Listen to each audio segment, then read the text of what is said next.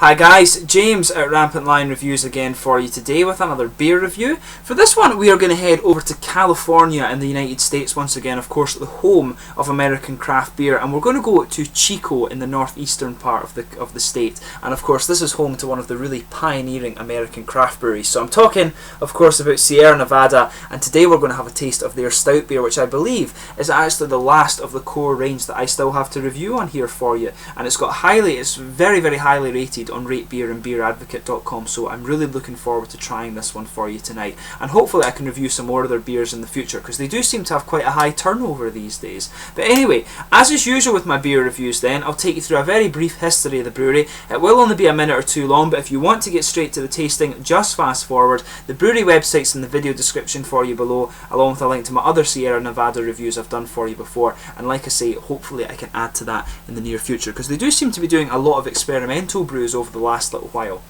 But anyway, as I told you, this brewery is really considered one of the pioneering American craft breweries, and they were founded back in 1979 in Chico in California when the founders Ken Grossman and Paul Camusi decided to expand their hobby into a brewery. And these guys were actually one of the first breweries to tap into the famous Yakima Valley for the hops, and it's really grown ever since then. But Ken Grossman actually learned to homebrew at a very young age, and in 1972 he went on a cycling trip with some friends in the northeastern part of California, stopping in Chico to visit some childhood friends at the university there, and there he actually fell in love with the town and the culture, and so he decided that he would move to Chico. And in 1976 Ken actually opened a home brewing supply store which was called the Home Brew Shop, and he and fellow home brewer Paul Camusi actually got further into their craft brewing hobby. But in 1979 the pair founded a small scale brewery taking the name from Ken Grossman's love of hiking in the nearby Sierra Nevada mountains, and they created their first brewing equipment mainly out of recycled dairy equipment, actually making a lot of it themselves and finally completing the brewery in 1980. But in 1983 Sierra Nevada opened officially, and their portfolio was with 3 different beers: the Pale Ale, the Porter and the Stout, which all remain in the core range to this day. But they also produced the 10% Bigfoot Ale, which is considered by many to be one of the first examples of extreme brewing, and it's now a cult classic amongst American beer lovers. Hopefully I can try that one for you sometime soon. But the next year in 1984 they purchased a new 100 barrel copper kettle from Germany, but they actually couldn't afford to install it for another 3 years. But in 1987 they purchased the plot on 20th Street in Chico, which is their home, and this would house the 100 barrel kettle, and this has been the home of the brewery ever since, in fact. And in 1989 they opened the doors to their now famous tap room on site in the brewery. But the company produced their first wet hop harvest ale in 1993.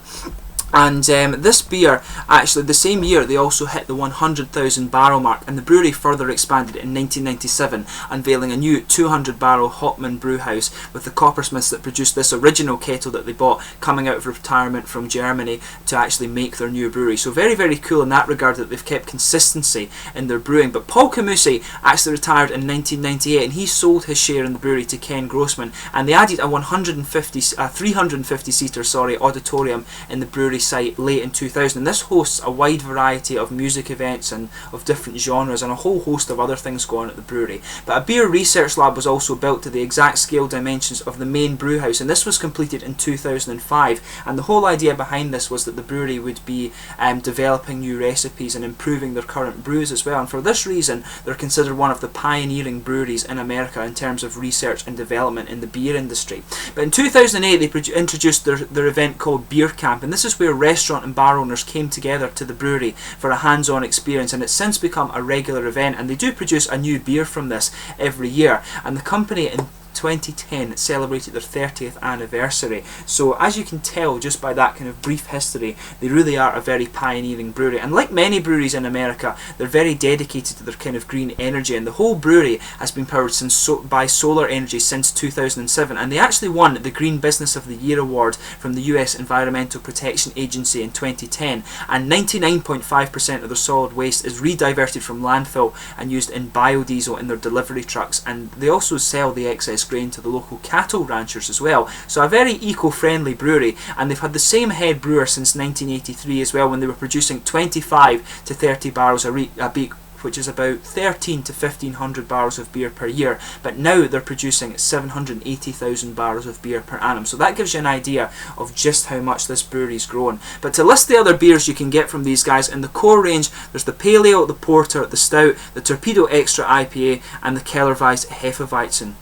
And of course these guys are quite widely available in the UK, and you can get some of the more random brews from your more specialist beer shops as well. But anyway, that's your kind of brief history of the brewery itself, so let's get stuck into the tasting of this guy. So this one is a 5.8% stout, has a malt base of 2-row pale, Munich, caramel, carafa, which is a kind of coffee, black malts, chocolate, and also roasted barley as well. And the hops used in this guy are Bravo, Cascade, and also Yakima Goldings. Like I told you, these guys were one of the first breweries to tap into that kind of lush green of Yakima Valley. So I'll just bring up the camera, let you have a little quick look at the artwork before we open up this guy. So as you can see, it has the kind of usual style of Sierra Nevada artwork there. I'll just put the light down so that you can actually see that a bit better. But as you can see, very, very nicely presented, kind of classic American. It's a cult classic really, these Sierra Nevada beers. On the top label it says Sierra Nevada Original Stout is a full-bodied American version of the traditional black ale, perfectly balanced with big roasted malt flavours and earthy whole cone hops. And yeah, that's the standard Sierra Nevada bottle cap on the top there. And each of these are a different colour actually, depending on the type of the beer. And all the beers do have a little different. I think they do have a little different artwork here, but you can see the little brewery in the valley down there. So it's very, very nicely presented. On the back, it just tells you a little bit about the beer itself, like your preference when to consume it and things like that. But yeah, without further ado, let's get stuck into this guy then. So a 5.8% stout from this famous Sierra Nevada Brewing Company in Chico in California. So as you can see, a nice kind of, should be a smoky opening there. If I burst the bubble, it just does that. But let's get this guy out and into the glass. But I'm very excited to try to actually taste this one for you, because the porter that they did was very nice. And you would never, if the beers that we always got from Sierra Nevada over here, and these were one of the first American beers to appear in Scotland incidentally, it was always the Torpedo and the Pale Ale, and they were both really good, very hoppy beers. And I remember that being one of the first American beers I ever tried, so quite cool to actually try a very different style from these guys. But as you can see, this beer is poured a kind of rosewood, kind of ebony colour actually, I would say. It's got a finger of a kind of frothy, slightly beigey coloured head there. There is a little bit of bumpiness to it, but mainly frothy. If I put my fingers behind it, you can see it isn't really transparent, but that might well just be because of the colour of the beer. There are a few sediment particles, big ones just sitting on the bottom there, but there's only like 5, 6, 7 kind of that thing, not too prominent in terms of sedimentation there, but there's a little bit of carbonation visible too, little bubbles just going up towards the bottom of the head there, but it looks very, very nice, and that's typical of Sierra Nevada. All their beers look and smell very nice. So let's have a smell of this one. Quite interesting actually that you can smell the fruity esters off this one. That's the first thing you notice without sugaring it up too much, but a nice kind of candied fruit ester coming off this one. I always say that it smells like the American hot beers, the darker ones. The candied fruit in them always smells like Haribo's, whereas in the Scottish beers, for example, Scotch ales and things, they always smell a little bit more like prunes or figs or something like that. But yeah, it smells very, very nice. So as you would expect from a stout beer, you've got a huge kind of roasted malty nose in there. Some nice kind of dark roasted coffee, which is obviously the carafa and probably the black malts as well. But you've got some nice sweet chocolatey element to this as well, and it does have chocolate malts. And you can pick out the kind of caramel sweetness in there too. Incidentally, the caramel isn't actually really that roasted in my opinion. You can pick up more of the sweetness of it along with the chocolate malt that's in here. But you can get just a little bit of the bready character out there too. There is kind of pale malt in this one, 2-row pale malt. And you can also notice the barley in there too. It does have a kind of grainy and bready note to it that comes out.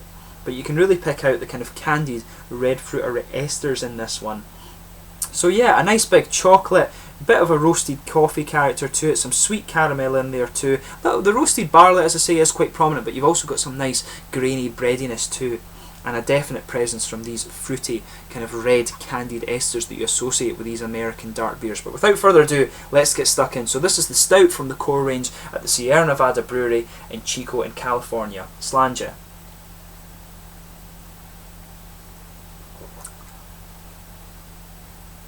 That's really nice actually. It's a lot lighter. actually than I was expecting in the mouthfeel. I was expecting it to be quite a bit bigger than that, but it's full of flavour, and that's the main thing.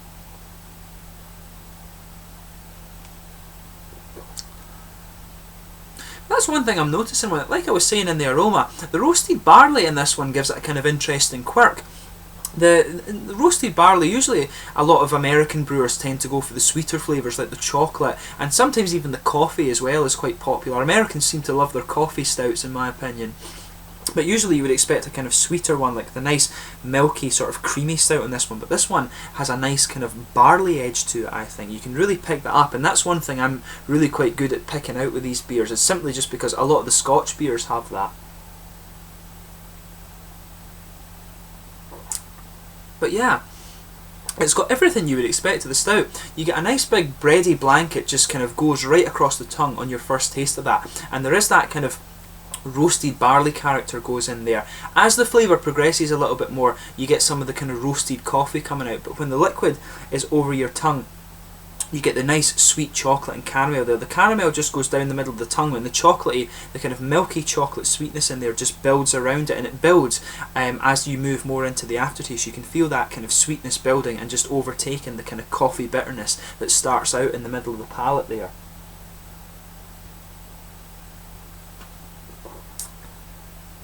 Yeah, it's really nice. I can see why it has the. I think it had 100 on Beer Advocate, and it had a very, very high rating on Rate Beer as well. So I can see why it's so highly rated. And of course, it will be like that because it's a kind of cult classic of American brewing, I would say.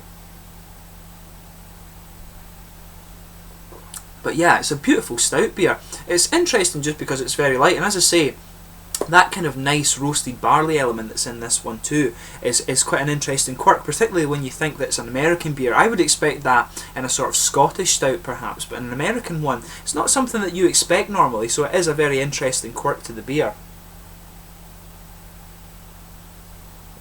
But yeah, as you take a few more sips of this beer, you'll notice in the middle of that palate too, I think there's a kind of nutty flavour sort of builds up in this one. Not really a vanilla one, as you usually get some kind of vanilla and nutty flavours going together, but really it's just nut on its own. As I say, this one has that nice interesting roasted barley character. You can feel just a little bit of a dryness at the back sides of the tongue there where that kind of bitterness builds. There is a teeny bit of coffee in there, but it's mainly a kind of nice sort of grainy bread blanket over the middle of the tongue there, and there's some nice sweet chocolate and some kind of sweet caramel that goes down the middle of the tongue, and that flavour builds as you move away from the initial roasty kind of bitter coffee flavours that come out of this one.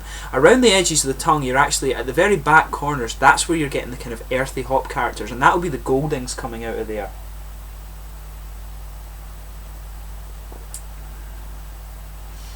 But there is a little bit of grassiness, I think, to the hop character too, and that's probably the Bravo hop. And the Cascade is where you're getting a lot of these fruity esters coming out. It's quite interesting because even though it's a kind of, it is more of a red fruit flavour you're getting this, you can pick up just a little teeny hint of that kind of typical sort of grapefruity, tropical fruity flavour that you get from these Yakima Valley hops. So yeah, the fruit characteristics come out. Yeah, this little oily bubble moves towards the very front of your tongue there, and that's where these fruity characteristics come out, and you really can taste the typical elements of the Cascade hop in there. A little bit of tropical fruit, I would say, some citrusy elements to it as well, and a kind of grassy and aromatic hop, but it's really nowhere near as prominent as, for example, the American IPAs and stuff. It's just a nice, very subtle flavour in there, but there is a kind of American, that typical American red fruit candied flavour that just goes around the very front kind of curve of the tongue, but it's mainly in the hop characteristics of the beer. It's a sort of earthiness that's in the very back corners, and it becomes a little bit more grassy as you move around, and then you get these kind of candied red fruit esters, and you just have that kind of typical flavour of the Cascade hop in there, just behind the very front of the tongue. So there's a lot of stuff going on in this beer, so if you do get the chance to try it, just pay attention to your palate and notice what's going on in this beer. It's a very, very nice one, and I can definitely see why it's so highly rated. But yeah, it's nice and mid-bodied. The carbonation in it is actually very, very smooth. It's a little bit lighter than some stouts, I would think, But it does have that kind of typical Sierra Nevada feel where it's light, and it's all. I always found the Sierra Nevada beers to be a little bit of a dusty mouth feel to them, but this one doesn't really have that, I don't think. But it's very nicely done. But you've got a big malty characteristic, as you would expect, just a little bit of a roasted kind of dryness in the tongue there, but it's mainly a kind of it's a good mix between the roasted malt characters and the sweet malt characters, I would say, too. And there's just a little bit of a fruity juiciness builds at the very front too, and some dry hoppy character, particularly earthy in the back corners of the palate there. So overall, this is a really, really nice stout beer, and I can see why it's so highly rated. The interesting quirk about it really is that kind of roasted barley character, but overall it's a stout that blends together very, very well in flavour. And to me, I always say on my channel when I review stout beers, these are tasting beers for me. I love stout beers, but I would never go out and session them. These are beers I really love to taste, but a lot of people like to have these as dessert beers, and I can see why folk like that because of the dark characteristics, and this one really does fit that bill too. But to me, it really is a tasting beer, not one that you can session, but it is absolutely beautiful in that regard. But anyway, I hope you've enjoyed this beer review. I would recommend that you go and check out Sierra Nevada if you haven't heard of them before. If you haven't, I would wonder why. Why are you watching a beer review channel if you haven't heard of these guys? But their beers are beautiful, and I would recommend you check them out, and the stout is a very good beer too. But let me know in the comment section your own thoughts on this beer. Always interesting to read them. I hope you've enjoyed this beer review. I will be back soon with more, but in the meantime, please like, subscribe, share, all the usual YouTube stuff. You've been watching James at Rampant Lion Reviews again, and I will catch you soon with my next beer review. Slàinte for now.